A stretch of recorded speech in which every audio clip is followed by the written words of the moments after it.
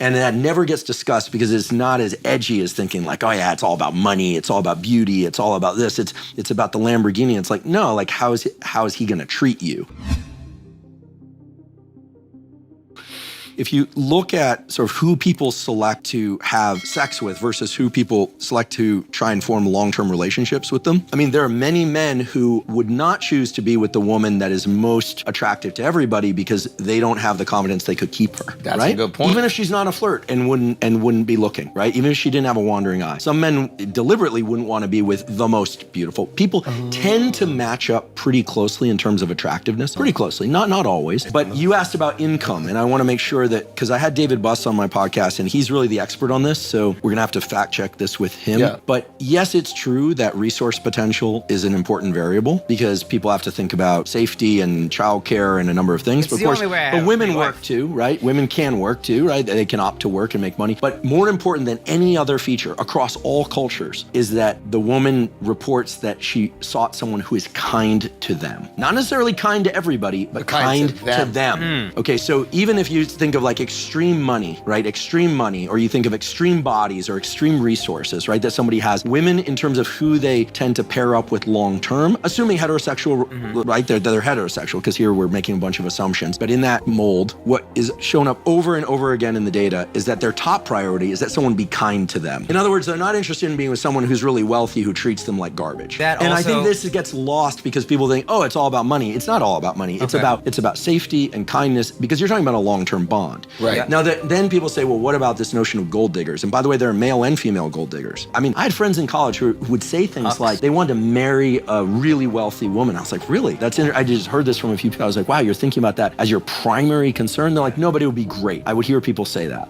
There are also the female to male version of that. It's actually pretty rare. It's about safety and resources. And this also varies by culture, whether or not women tend to work or not work. But overall, again, I don't mean to, be a dead horse with this, but it's really that kindness towards them is critical, but not necessarily kindness to everybody. Is that tied to reproductive success also? And that, like, if he's kind to me, he'll be kind to my kids, and they have a better chance of surviving? Yeah, we're doing a bit of a just so story there. Like, I don't know exactly what the experiment would look like, and I'm sure the experiment's been done, but I have to assume yes. Because the last thing you want is someone with a ton of reproductive potential, resource potential, who's gonna treat you like garbage. Chances are they're not gonna stay with you, or you're gonna be there, but then they're gonna bring in other mates. Yeah. And so when you look at the roots of jealousy and concerns about infidelity, or you look at the roots of sort of like concerns about resource potential and all that, it all kind of makes sense in this very old-fashioned model. It also makes sense in the model that we live in now. Kindness toward each other is fundamentally the most important variable, which is kind of reassuring. I don't say that to be politically correct. That's how the data fall out.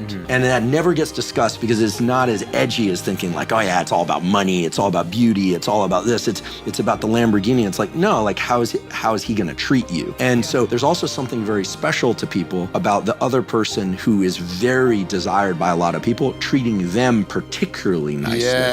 Right? Like, I mean, you hear this notion of being picked, right? Yeah. And there's mutual picking. And everything is changing now too, right? I mean, the way that, there are apps like Bumble where women actually have to say that, yes, I will talk to you, right? Yeah. It's not a bidirectional conversation. There's an asymmetric conversation. Yeah. So again, not on the apps, but I'm fascinated by this because it's human dating behavior, but it's always going to be through the filter of biology. Well, maybe you can answer this because you're a neuroscientist. So can the brain outpace evolution, where we have millions of years of evolution that men say, I'm attracted to these proportions that will nourish my kids the best, and women say, I'm attracted to these features that say he'll take care of my kids. Now society's changing. In the last 70 years, all this is like getting changed up. Can your brain outpace your evolution, which has been hardwired for millions of years, and say, you know what, I don't care about all these things?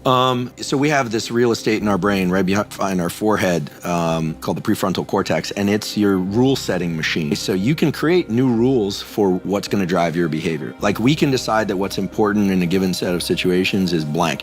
You actually see this, right? If people go away on retreats or they go to some event and there's only, let's say, again, we're assuming heterosexual relationships here, 10 men and 10 women, they're all heterosexual. Who you find most attractive will be gauged against the other 9. And so, but in a world in New York City, the distribution is much broader and the mean is shifted perhaps. And so you can't beat evolution. You're always going to be constrained by brain wiring, but you can condition certain things. And also sometimes people are selecting for somebody who's really nice, really funny. We get along so well. I mean, there are other criteria, right? I'm just trying to get you to say it's okay for us to be shallow, really, at the end of the day. It's as okay to be shallow as being shallow is important to you, right? There are people who are like, they have their list, right? They're like, I want to be with someone who graduated college, or I don't care, or I want to be with somebody who, is physically attracted to, et cetera, et cetera. I mean, the reality is that no matter how attracted two people are to one another, like at some point it becomes familiar. But there are certain people, like I'll just disclosure, I'm actually become in a relationship, monogamous relationship, actually become more attracted to the person I'm with. And I think it's something through the nose. It's like a pheromone thing. I become very conditioned to them, right? It's not that no one else becomes attracted to me, but I become very conditioned to them. And so I don't know that everyone's like that. I've only been me, but I know that there's some people that get really restless after they've been with the same person for a little while.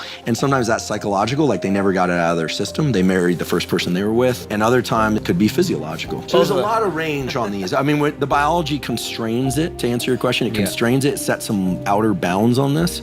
Like, I don't think, for instance, that we can become attracted to like tree frogs, for instance.